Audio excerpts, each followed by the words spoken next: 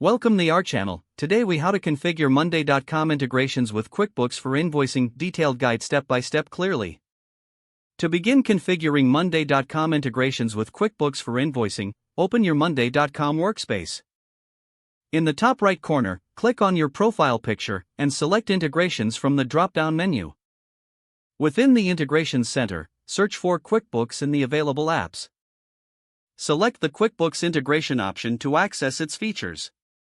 Click on the Add to Board button to initiate the setup process.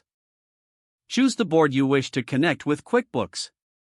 Review the list of available integration recipes that link Monday.com with QuickBooks. Select the specific integration recipe that aligns with your invoicing needs. For instance, you might select Create Invoice in QuickBooks when an item is created in Monday.com. Once selected, click on Connect. You will be prompted to log into your QuickBooks account. Enter your QuickBooks login credentials and authorize the required permissions. Return to the Monday.com integration setup screen once authorized. Now, you need to configure the fields that will map from Monday.com to QuickBooks. Select the Monday.com fields that correspond to your QuickBooks invoice details, such as client name, amount, and due date.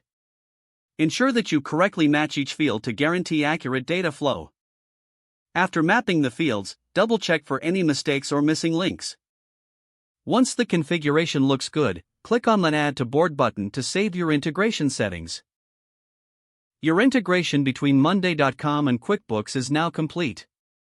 To test, create a new item in the selected Monday.com board. Verify that an invoice is generated in QuickBooks after the item is created. If everything works smoothly, you have successfully configured the integration. For any troubleshooting, revisit the Integration Center to modify settings or check for updates.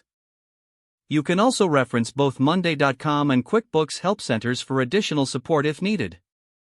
If the page does not load, refresh the browser or try again in a private or incognito window. Make sure you are using the correct email address, then retype it carefully to avoid small typos.